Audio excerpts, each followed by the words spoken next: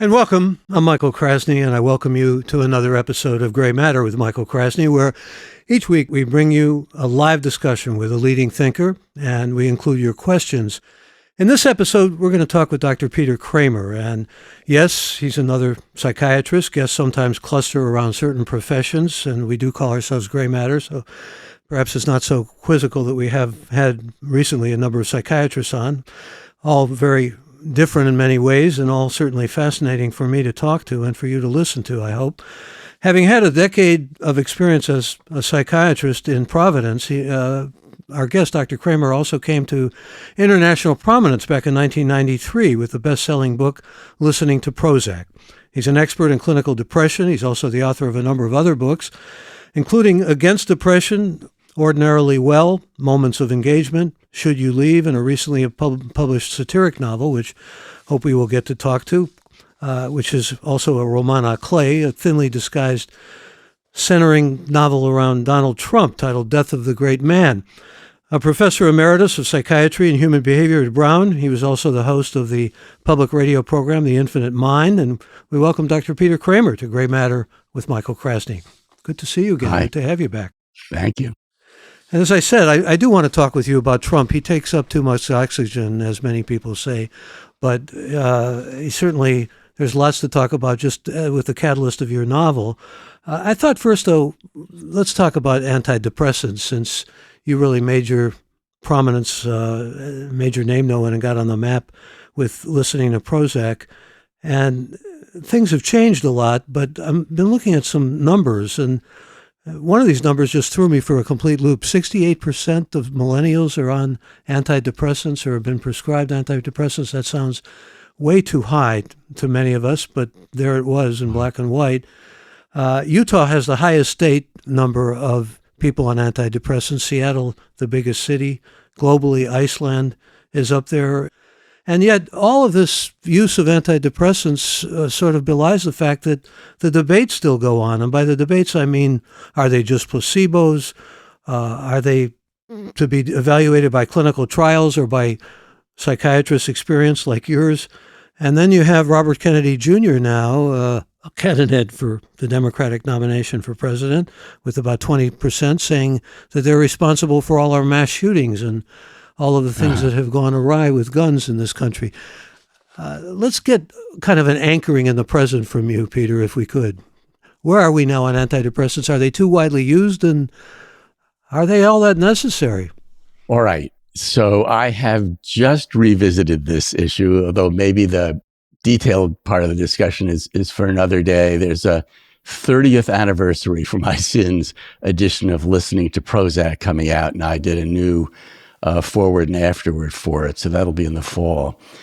And I said, certainly when I wrote in the 1990s, it was sort of an innocent time that as I was warning and listening to Prozac that these medicines could be overused, but I had no sense really of what widespread use would look like. You know, we were still campaigning. I'd been in the Carter administration to get people to recognize depression, get more people prescribed for. The standard at the time was that people had to be fairly depressed before you prescribed for them. And when you did prescribe, the course of treatment was, usually about 9 months. We didn't anticipate people would be on antidepressants for 20 years. So it was really a different time. The 68% number surprises me, but I do remember that about 1 in 8 Americans were on an antidepressant before the pandemic, and then during the worst of the pandemic, that nudged up to about 1 in 7. So, high numbers, whatever you think. And it still is the case that a large percentage of people with major depression have had no adequate course of treatment, meaning no, psychotherapy or no few sessions of psychotherapy, not one adequate dose trial of an antidepressant. So we may be over-treating in some ways, probably under-treating. The book that is most relevant to this question of over and under treatment among my books is Ordinarily Well, which is my last nonfiction book before this novel. And in it, I talk about some surveys where people went door to door, a national survey, a detailed survey in Baltimore, and it looked as if being prescribed an antidepressant was a good marker of severity. That is, it might not be that a careful expert doctor would prescribe an antidepressant for that patient or that person who was interviewed when the door opened for the survey, but that the person who was on an antidepressant probably had some fairly serious condition. So it didn't look like overprescribing when you looked in detail. On the other hand, the numbers are shocking. I agree with you. Numbers are shocking. And what do you make of Robert Kennedy saying that this is really behind mass shootings and all of the terrible things that have happened because perhaps there are too many guns, but in his judgment, it has a lot to do, and he's an anti-vaxxer and kind of a conspiracy theorist to begin with, but says that this is contributing, a major contribution to this.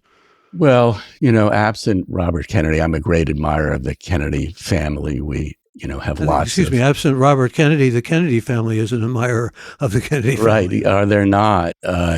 Patrick Kennedy wrote in his memoir that I had treated him, so I had a fairly up-close view of some stages in that, family's development. I guess I feel a little like Adam Schiff, saying what an honor it is to be censured by the Senate. I think in a way, if Robert Kennedy says that something doesn't work, it probably does work. And if he says it does work, it probably doesn't work. I don't think it's worth spending a lot of time on his reasoning. It seems very slender. So yeah, I don't. Well, most people are still taking, I guess, Zoloft, but the reality is that there's a lot of outcry that these are just placebos. That the people are not really being affected in any way, let alone mass shooting type of stuff. Yeah, I mean, that really is a canard. That's just wrong. And that the theme of Ordinarily Well is its function is to pull together the evidence that antidepressants work, and they clearly are not placebos. I mean, if you give them to people about to go on a cancer treatment that fairly reliably causes depression in patients, it prevents that. They prevent that depression. I mean, there are cases that are not drug company trials, but just ordinary instances of antidepressant use that demonstrate that they work. They certainly work in postpartum depression. So I don't think that's a serious argument. I think it's a zombie argument. In the book, I go over some of the, it's a lot like that, withdrawn article that claimed that people got autism from childhood vaccines. That there are articles in the literature that show antidepressants don't work, and those articles are just full of errors that were pointed out to the authors and never corrected. So, yeah, I think that whether people should be on them for all the indications they're on them for, whether they should be on them as long, whether there are withdrawal effects. I mean, there are lots of things to talk about, but whether they work is really not in question. They work. And what about the idea of a diagnosis of depression? There's a lot of melancholy. There's a lot of terrible grief that people go through, trauma and so forth. Are we pretty steadfast and safe with respect to clinical depression diagnostics? I am a little more decided on this issue than some of my colleagues. I think we do pretty well with the current diagnosis. If you look downstream, people with major depression are likelier to have problems with heart disease, problems with blood elements, problems with bone formation, problems, with in the brain, early onset dementia. Depression is just not a good thing to have. And I have a prior book called Against Depression that's about these kinds of problems. And in it, I say, in a culture that had no category mental illness, depression still would be recognized as a multi-system disease. It affects the hormonal glands. It looks a lot like a disease given our current definition. Now, would we like to know better on the basis of biological markers or genetics or something? which people are likely to respond to which treatment. Could we do better with our range of treatments? Are we looking forward to the validation of some of the things on the horizon? There are all kinds of drugs, some related to opiates, some related to hormones that change during pregnancy, some, as you know, related to things like psilocybin and ketamine. Would we like to have a bigger array of treatments? Sure, we would. I think if we were treating high blood pressure with only one class of medicines, we'd be very unhappy, and psychiatry would like to be more parallel to internal medicine in that regard. Lest I forget, since we were talking about Robert Kennedy Jr., he also thinks that 5G Wi-Fi causes cancer. I only mention that because we have a lot of techies who listen to this, and I want to talk with you about your article on AI as a diagnostic tool, but I want to also talk with you about your novel. And before we get to the novel, I should mention that Dr. Kramer also has produced another novel called Spectacular Happiness, and he's one of these doctors, physicians who writes novels. I say one of them. There aren't that many. Ethan Kanin comes to mind. We have, of course, the example of Chekhov, the great dramatist and playwright and fiction writer who was a doctor, but the numbers are few. My friend Abraham Verghese, who I hope to be doing a podcast with, has just published a book called The Covenant of Water. We'll give that a plug. And he's also a physician in infectious disease. So he's a spectacular writer, and we go way back. I was coming off a plane in Cedar Rapids to go to a writing program at the University of Iowa. And this was in the days when the computers were in these big, rectangular cubes.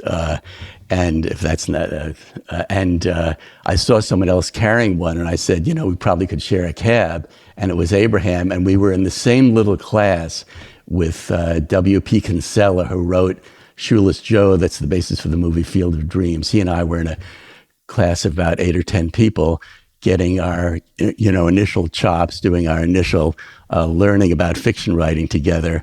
And this is 30 plus years ago.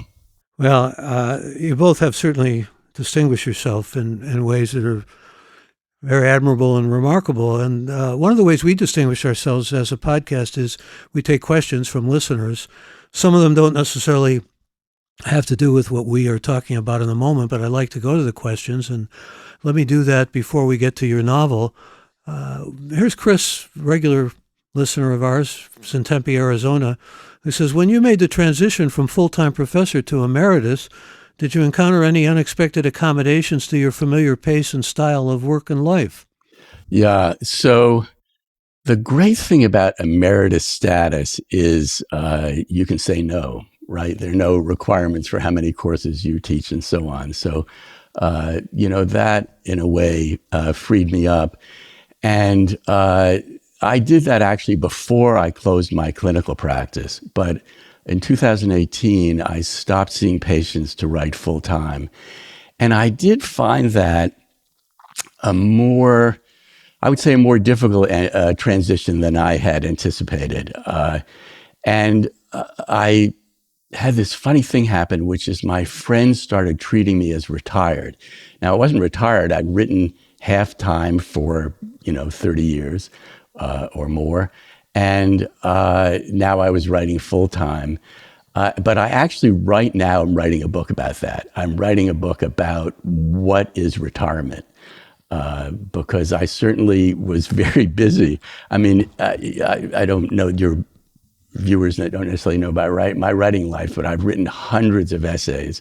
So I'm always have lots of assignments. I'm writing all the time. And for people to call that retirement sort of astonished me. And yet I had trouble resisting the label myself. I think in some ways I felt very different. So it's a good question. I think there is a life transition that takes place in your 70s that probably is,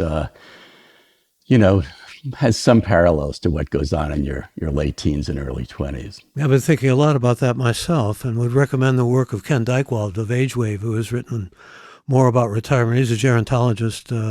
In fact, Ken Dykewald comes to mind here. Recently I saw him and we were talking about Trump.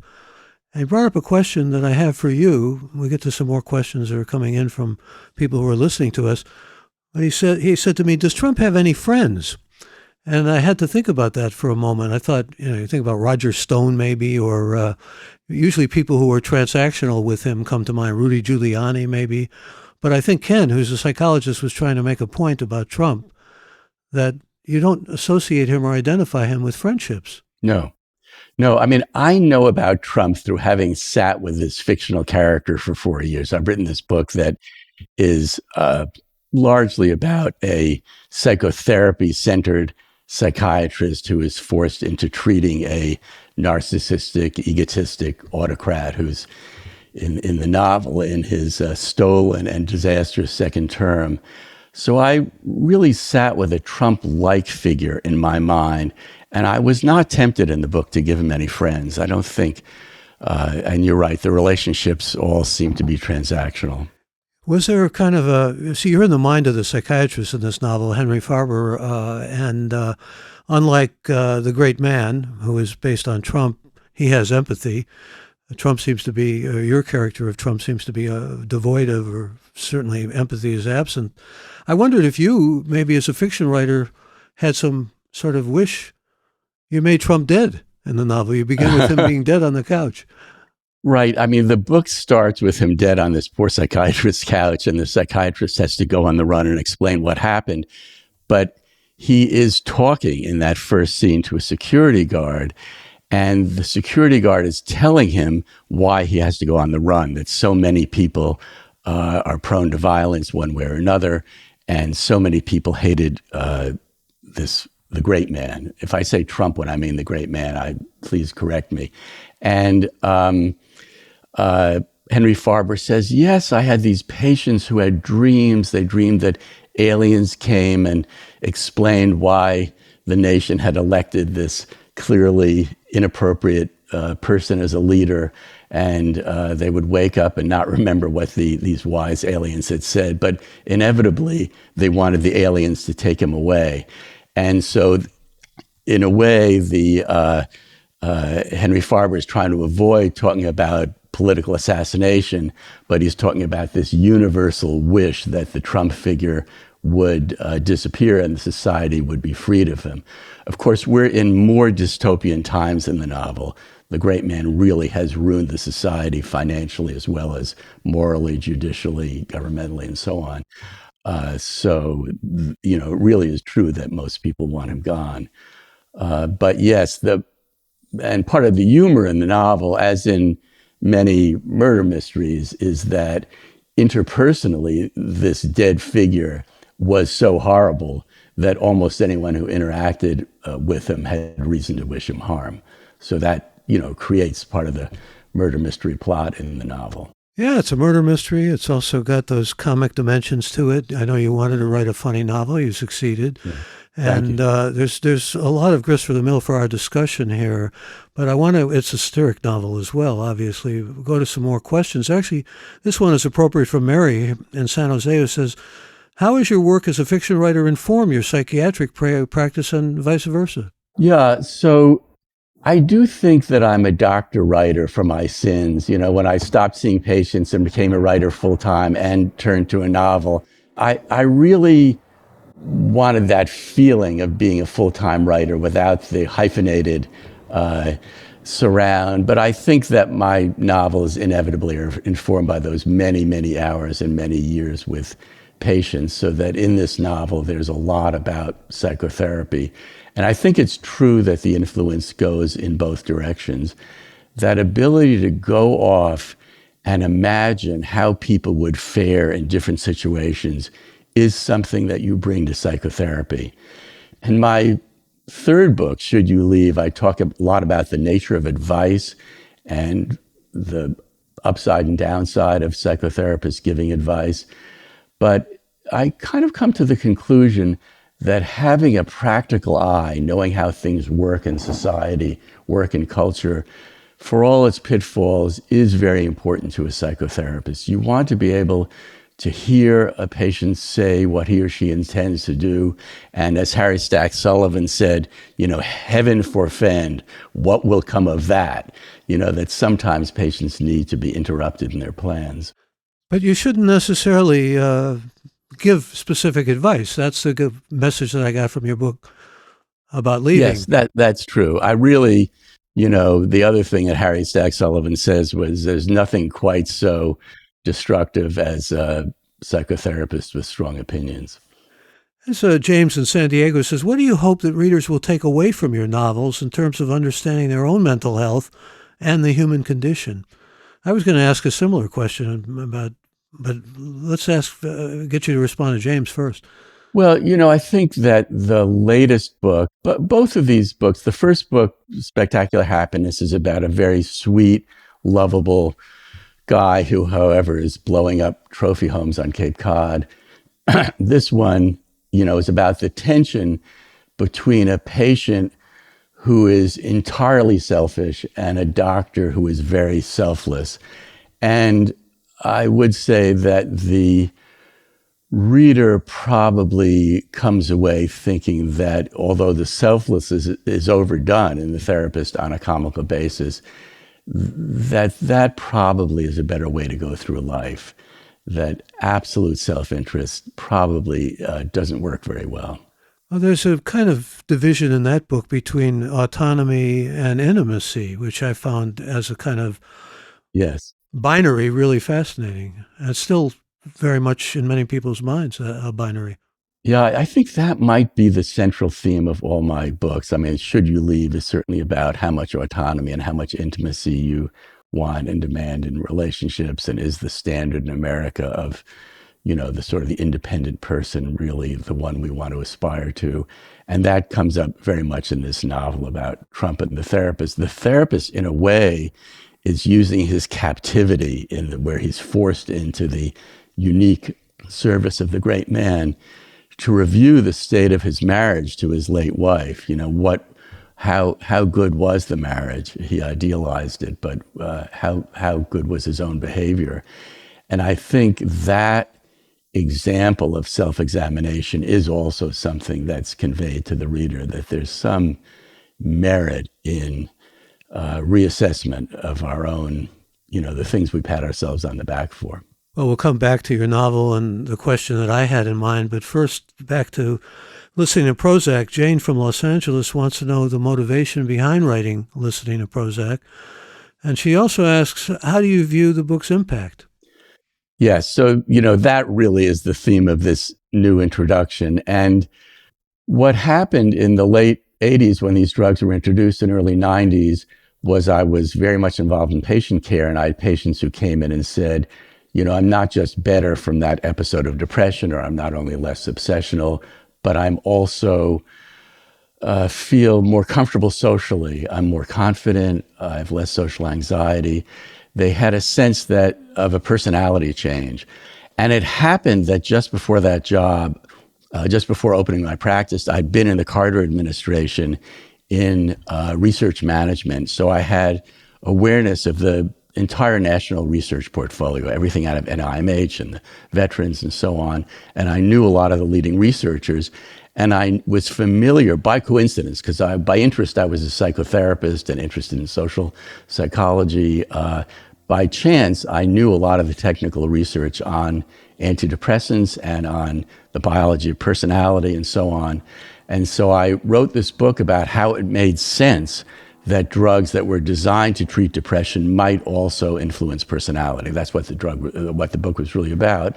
And it was an attempt to take this very small issue, the few patients who had these remarkable responses, and try to discuss modern views of the self and the biology of the self through that lens.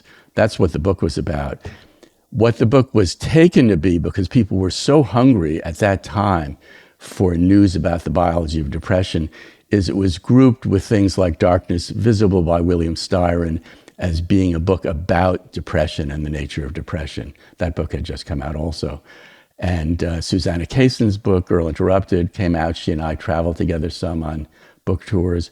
And so the book was taken to be about major depression, which it wasn't really about. But then I went back and wrote 2 more books about that topic, because I thought I was kind of expected to, and as a doctor, that was a good topic for me. So why did you want to write this novel?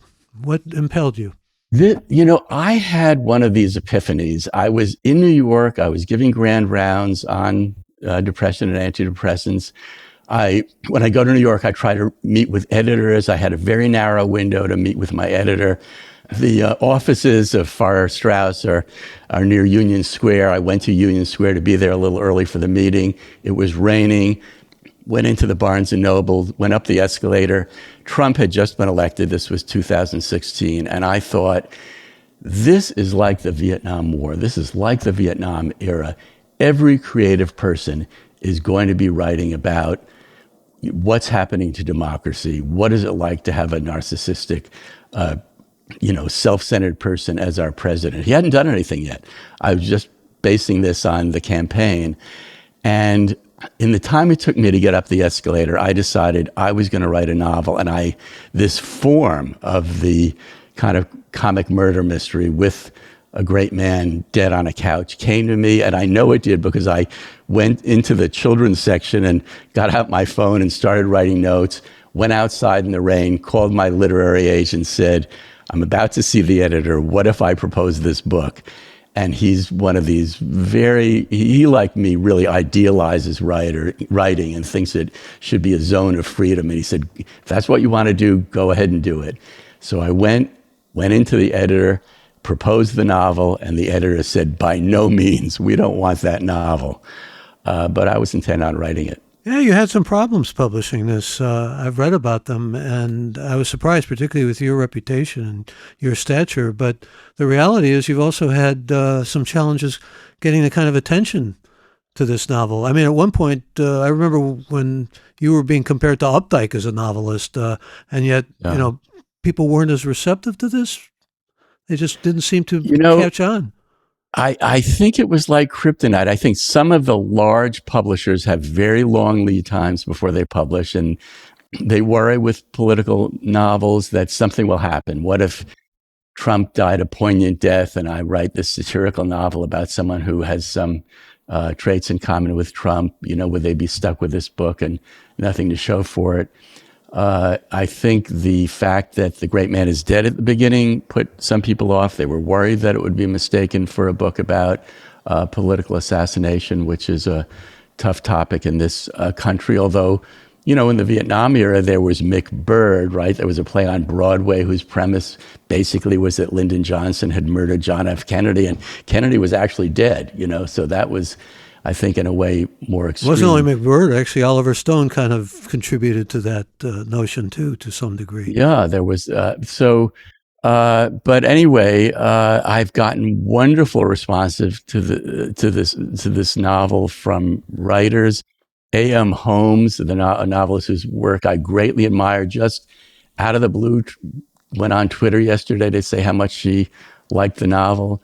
But yeah, it was trouble finding a publisher, but it's out there now, and here you are on Gray Matter with Michael Krasny. I mean, yes, reaching such true. lofty heights.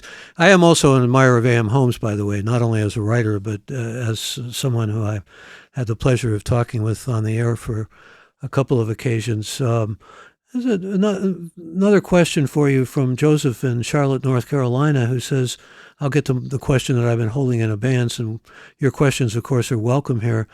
We're going all around different areas, which is what I like. Joseph says, Eastern philosophy often talks about non-attachment, specifically as it relates to considering that we are not our thoughts and feelings. Do you think this is relevant to the discussion about mood management? Yeah, I don't have an answer to that. It's not my area. I don't necessarily want to get into it. I am interested. I go to talks about meditation and Zen and so on. The objective evidence about meditation, for instance, and depression treatment is very mixed. It's not as good as people imagine, not as good as the evidence for antidepressants, say. But I did recommend to my patients to try everything. I mean, exercise, meditation, something works for everyone. And I do think that the sort of stoical notion of detachment from our losses is particularly useful in some patients, that if they're able to the vase is on the shelf, it is already broken, as a sort of a koan. That the notion that attachments in the world are fragile is important. On the other hand, there certainly are patients who need more attachment. There's an interesting thing that I discuss in Against Depression. This is a little off topic, but I think you'll see the connection, which is that we think a lot that attachments, friendships, and so on are sort of preventative of depression. But it turns out people with lots of attachments suffer a lot of losses. And it statistically, there's sort of a cost of caring. So there are lots of paradoxical things about depression. They're not everything is just as we imagine it when we think about it colloquially. Yeah, there's an old saw about if you suffer from losses, and you feel that fragility that you're talking about, it just shows that you've loved deeply, and that Yes. is the affirmation that one can derive from that. I have another question from Susan in Jacksonville, Florida. It says it's a wide open question. Thank you, Susan. Thank you for all these questions that are coming in. And Susan wants to know, as an author and psychiatrist, how do you feel about the media's portrayal of mental health issues? How many hours do we have here? Huh? Right. I mean, the media can be very helpful. The media can be very harmful. And I think we're in a particular political movement. I mean, this book is let's be clear, from a fairly liberal perspective, progressive perspective. I think the Republicans' attempt to put the effects of gun ownership on mental illness, has really been harmful. And I think it is, it also plays through the media, Fox and elsewhere. On the other hand, I do think the media has gotten more sensitive to playing up suicide. It's gotten more sensitive to being dismissive of mental illness. I remember I wrote an essay about Zelda Fitzgerald for the Times when a particular book came out, and the Times used the headline, "How Crazy Was Zelda?" And I think they would not, without my awareness, put that headline out, would not do that today. I don't know that I'm particularly. Let me put it this way: I'm on the media committees of a number of organizations. One of them is the Group for Advancement of Psychiatry, and we are having an enormous campaign to get the media to turn to us and our experts when there are mass shootings, when there are disputes over postpartum depression, and so on. Well, the experts had an alarm. Many of them, I suppose, could be characterized as liberal when Trump was elected president. And a bunch of Yale psychiatrists, I'm sure you're quite familiar with Brandy Lee leading the pack, but some very distinguished people like Robert Lifton decided that they would diagnose, and your novel gets into diagnosing Trump to some degree. They would diagnose Trump. They came up with a diagnosis that wasn't in any of the books called malignant solipsism, Malignant solipsism, I don't think is any of those books. But there's all these diagnoses of Trump: narcissist, sociopath. The list probably is too long to even go through here. And there's the Goldwater rule, which says psychiatrists should only diagnose those they treat, and they shouldn't do it in public. And now you've written an article, I alluded to it before, says maybe bots are going to do it for us. They're going to do the diagnosis based on speech patterns, which is all very plausible, right? We're in that context now, aren't we? Yeah. Well, I think this comes from the Bandy Lee book, in which psychiatrists and psychologists, other experts, almost diagnose Trump. Right? They're trying to avoid crossing a certain line, but they make it clear that they think he might be something, and that something is oddly quite different in the different essays: sociopathy, dementia, paranoia. I'm not sure I'm getting all the categories right.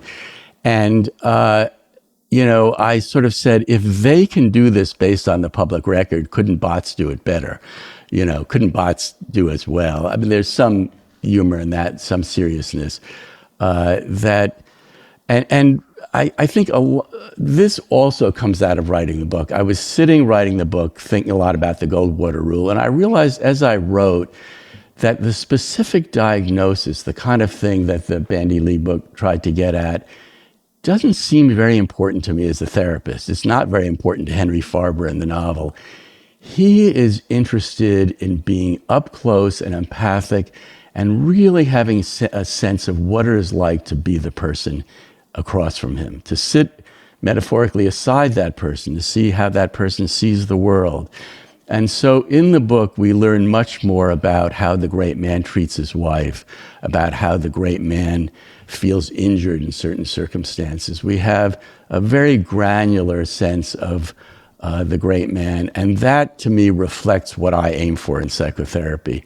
I was never a great person for diagnosis, and I think that these particular diagnoses, the personality disorder diagnosis, which is what we're getting to with borderline personality disorder, sociopathy, some of the other ones on that list, they are very fluid. They're not really stable. So someone will come in, meet criteria for one diagnosis. A year later, they'll meet criteria for another diagnosis. A year later, they won't have a personality disorder, but they'll be abusing drugs. So, I don't find those all that helpful. But yes, I say this in this stat essay half seriously, but seriously, it does seem to me that bots ought to be able to do as well. That my fantasy about the way in is that investors want not to invest with the kind of CEO who's going to commit fraud, and that if they could get a bot to help them diagnose which CEOs are risky to invest with, we would translate from that into politics pretty quickly. Well, that's not very far off in this brave new world of AI that we live in. I think, like I said, speech patterns seem to be the path toward this, and it's a realistic path when you think about, for example, was it in your article where you were talking about Elizabeth Holmes, and maybe she could have been predicted just by her speech patterns as a Machiavellian? Yeah, I'm not sure I said that, but there certainly are, there's sort of a stray article here and there about diagnosing depression, diagnosing anxiety, diagnosing autism, whatever, through speech patterns. And I think if in addition you have people's political stances, you have the way they respond in interviews, the way they respond in debates, there would be a lot of material. I think bots would do a fairly good job predicting disasters, which isn't to say that the public doesn't want to vote for disasters. I mean, perhaps they do. Well, here's a question from Reed, and thank you for this, Reed. Brings in another thought to my mind, which I want to get to as well with you. Reed says, given that so many of our fellow citizens are rampant followers and supporters of the former president, what does that say about their particular psychological issues? Right. So, that is one of the themes of Death of the Great Man, is why have we done this to ourselves? And I have to say, on a political basis, I don't have anything highly original to say. I do think that Trump's election and popularity have to do with a general sense of grievance. Some of that has to do with the death of despair's crisis. Some of it maybe has to do with the long history of racism, anti-immigrant feeling, the sense of, white males being pushed around. And of course, this is not where I'm expert, and I understand that there are polls that say that the core Trump voter isn't exactly in those categories. But I do think that it's true, without some strong sense of grievance about and sense that the culture is moving too fast in certain directions, Trump would not have been president. There's also a lot of identification with Trump. I mean, he presents himself as a victim. He's basically a rich kid, but he presents himself that way. And people seem to, he's talking about retribution now if he's reelected. People seem to identify with that. But also they like the entertainment part of it. There's a kind of unpredictable quality of performance in things that Trump does and says that lots of folks who maybe aren't all that involved in the citizenship responsibilities like. Yeah. No, yes to all of the above. I think part of the problem of writing a Trump satire is it's hard to out-Trump Trump. You want to create a character who is funny and outrageous, but he's already doing a pretty good job of that. I think also the literature on authoritarianism comes into play here. The notion that he will represent you. He will push down certain tendencies in the society all by himself. There's sort of a messianic I can quality fix of it. Trump. I can fix it. Anything. Yes. I mean, that was his rhetoric. Yeah. Here's James from San Diego who says, what role can literature play in destigmatizing mental health issues and fostering greater empathy toward those who struggle with them? Yeah. I mean, I think that is one of the great functions of literature, is getting us to imagine ourselves in other people's shoes. So, the strange case of the dog, what was that story about? A autistic child who goes in search of his mother. That seems to me was very helpful. I think the general function of literature, which is to put us in other people's perspectives, is a lot like the general task of the psychotherapist. And, that I hope is what I bring to my novels. And of course, in Death of the Great Man, Henry Farber's great aim is to find the humanity in the great man. It doesn't matter how horrible the great man is to him, and without giving anything away. I mean, the great man actually throws his therapist effectively in a prison cell. And in the prison cell, the poor guy thinks, how can I make this useful in the therapy? He's utterly dedicated. What is it that he's missed?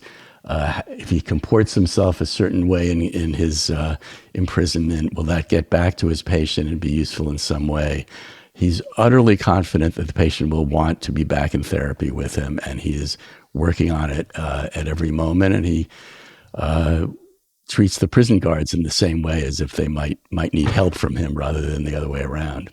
Well, there's this thing in literature called the dene, the given, like Franz Kafka makes a character turn into a cockroach, and you begin with that given, and then the whole plot unfolds. In your novel, you begin with a kind of a dene, a given that's almost implausible, that Donald Trump would actually see a psychotherapist and look for help from a psychotherapist. But he even calls him a consultant. He won't even deign to call him a psychotherapist, although he said that Maggie Haberman, the writer for the New York Times, he called her his psychiatrist. Yes.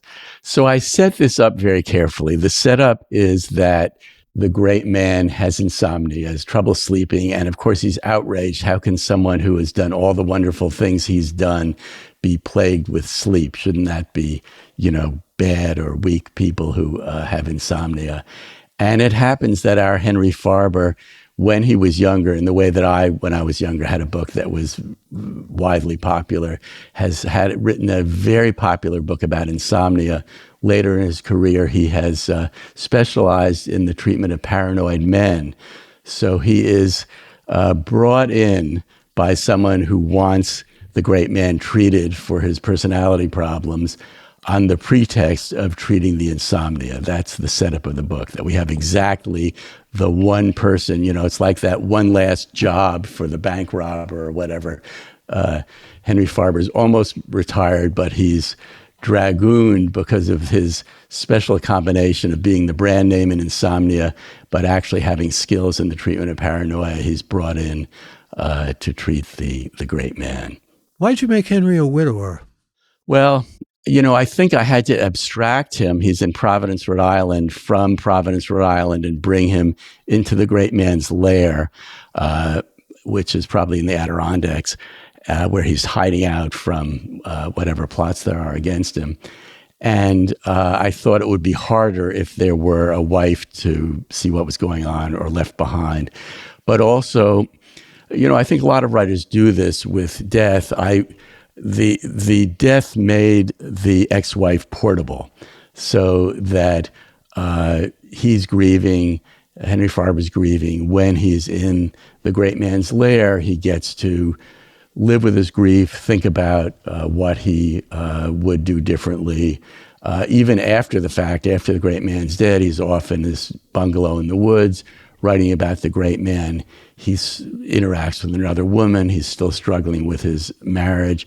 So I think the death made her very portable, and I think widows are likable and so on. But it really does double duty. I mean, I hate to say there's a lot of this in writing and television and movies. There are a lot of sort of widowers around. It's maybe more attractive than being divorced and so on. But it fills some functions in the structure of the book and the narrative, and then some psychological functions, because we have this very strong contrast between Henry Farber's principled self-examination, his willingness to find himself at fault, and the great man's demand that he always be right and perfect. It would be too facile, perhaps, and easy and against the strictures that we usually have in literature to say that Peter Kramer probably identifies a great deal with Henry Farber. Yeah, no, there's a lot of me in him. He is, I would say, a more moral person, maybe a more rigidly moral person, sort of Kantian. He's the kind of person where we're not sure if the murderer comes to the door and says, is the person I want to murder within? You know, Kant says we have to say yes, we can't tell a lie. Henry Farber is pretty close to that standard. I'm a little looser than that.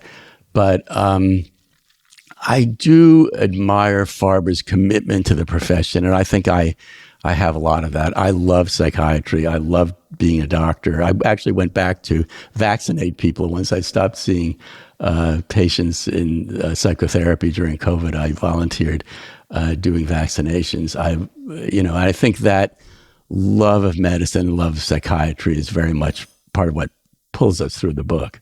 What do you say to those who now argue that psychoanalysis is like a lost religion? It doesn't have the efficacy that it was believed to have had, and that psychotherapy similarly doesn't really have the kind of success that has been attributed to it or that has been assumed that it would have, that in fact some people can find good catharsis and good counseling from, a neighbor, a friend, an acquaintance, that sort of thing?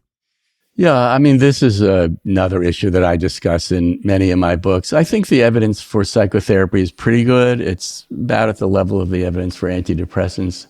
If you like one, you're going to like the other. And the evidence for the two of them together is probably a little better. But whether psychoanalysis, I think psychoanalysis has lots of virtues beyond whether it is a better treatment for discrete mental illnesses than some other treatment. I was in psychoanalysis as a patient. I got a great deal out of it in terms of self-awareness, in terms of techniques I could bring to use with my patients. I wrote a brief biography of Freud. It's like a long magazine article called Freud, Master of the Modern Mind, I think. And in it, I go through all the times and ways that Freud played fast and loose with the evidence. He was very inspiring to me. And then I do think that the research that's shown that Freud had major problems as a truth teller is also, has proved to be valid. Here's a question from Jerry. And I should say before I read Jerry's question that I said we had a little cluster of psychiatrists as guests just out of happenstance to some degree. One of them was David Spiegel, who has started an app to help people with, particularly with problems like smoking or self-hypnosis, largely as the way of doing that. And Jerry wants to know, how do you feel about the utilization of mobile apps and online platforms for mental health support? Yeah, I mean, I admire of David. He's was in the past a close colleague of mine. So it's not something I know a great deal about. I'm skeptical about it. I have to say I did not do psychotherapy in the Zoom era of COVID, but I had used a similar system, sort of a HIPAA approved encrypted form of Skype with patients when they traveled. And I just I felt I wasn't as sharp as I was face-to-face in person. I think the apps are one step further away. I mean, I don't doubt that it's possible that the phone can alert your doctor that you've gone back to drinking. I do think it's possible to do a lot of screening with the apps. But, we'll see. I guess what I would say is probably the enthusiasm is ahead of the evidence, but maybe there will be evidence. I think there's evidence that your novel is a kind of meditation, a meditation on death, but also on truth and lying. Yes. And I'd like to sort of flesh that out with you a bit in terms of what you may be. The question I was going to ask you is, what would you like the impact of your novel to be? What kind of effect would you like it to have on a reading public, which is something that I'm sure is not an easy question to answer for any novelist. But I think you probably have some notion of what you would like that impact to be, and it ties in with what I'm saying is the meditative quality about the book, at least in Yes, my I'm mind. so glad to get to this issue. So, really, a central theme of the book is, what do we make of fiction in an era when lies have become so destructive in the political arena?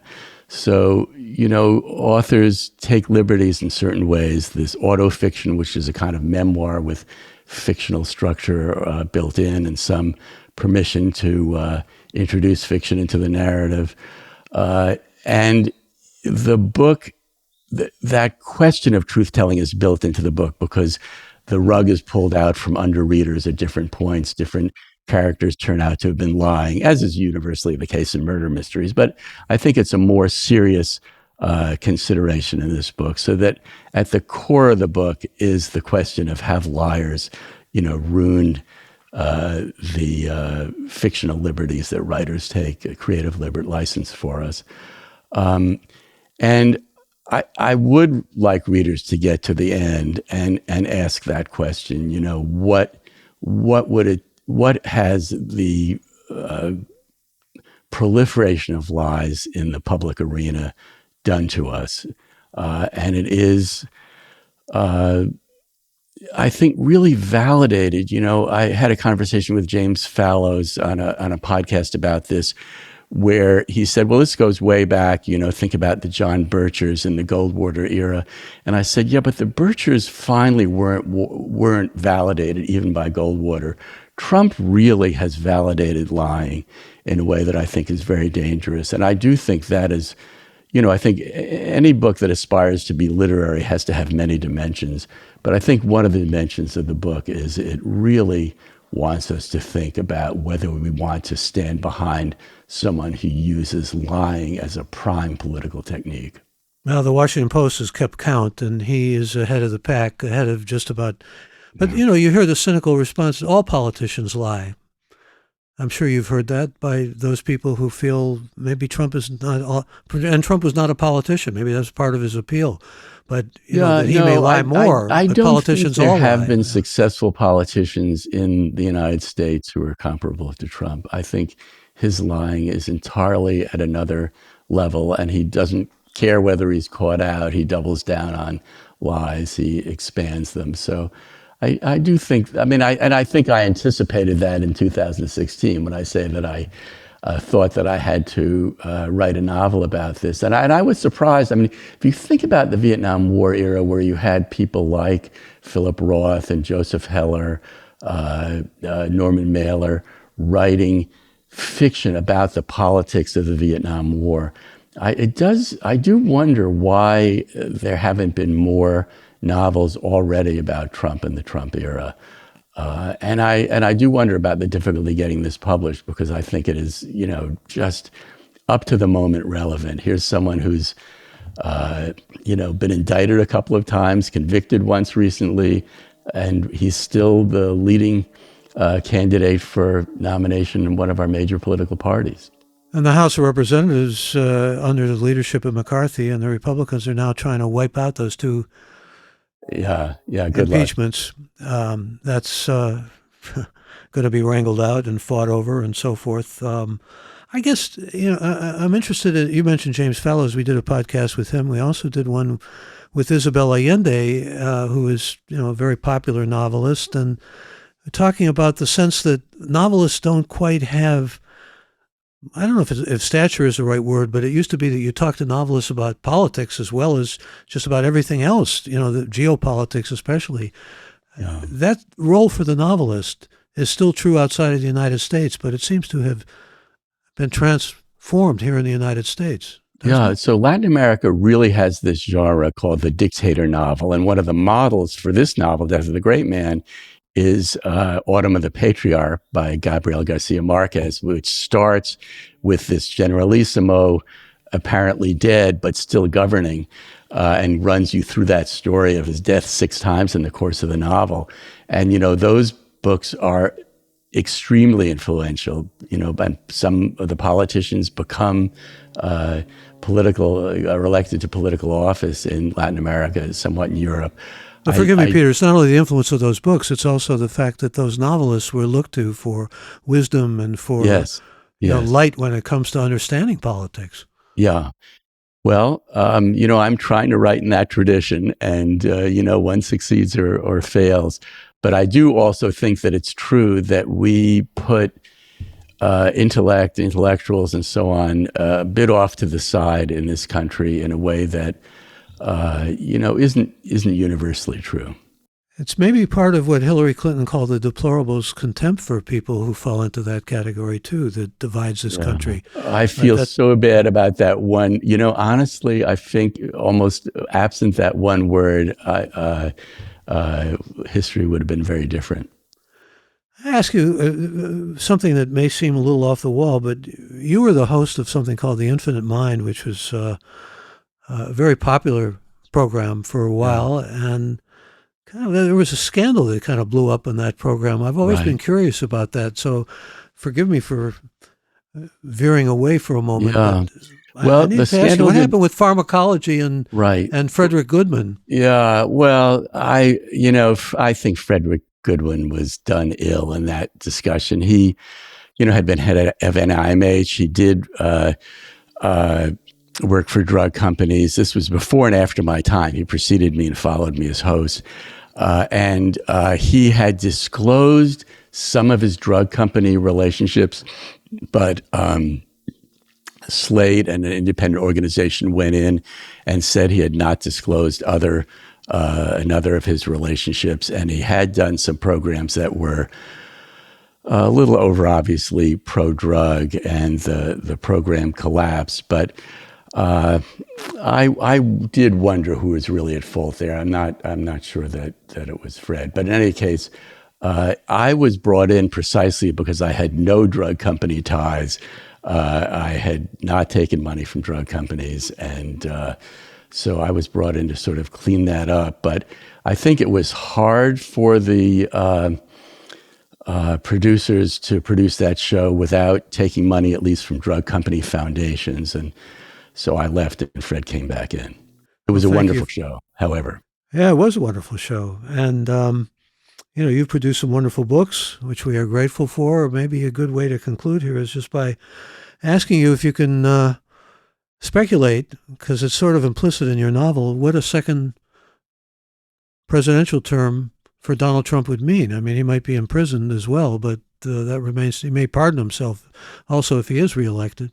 I hope we don't get to see it. I think it would be disastrous. In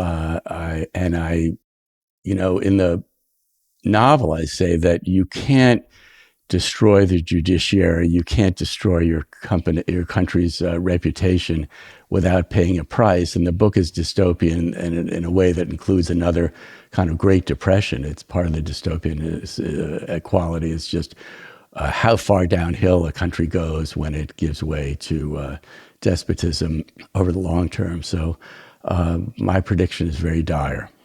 You have any thoughts for those who say that they can't really abide Joe Biden as president, or even speculate to what it would mean to have him in some kind of a semi-compost Mentos state be president again with Kamala Harris as his successor potentially? Well, he's only 3 years older than Trump, and I just think he has not gotten the respect and admiration he deserves. In a divided Congress, he has done very well in terms of funding some important issues, putting us on the right path for others. And I think people should just look at the record, not listen to Fox, and they'll do fine.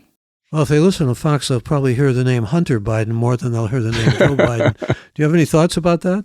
No. I'm trying to make you into the role not of a only novelist. do I not have thoughts about it, I think the public doesn't have a lot of thoughts about it.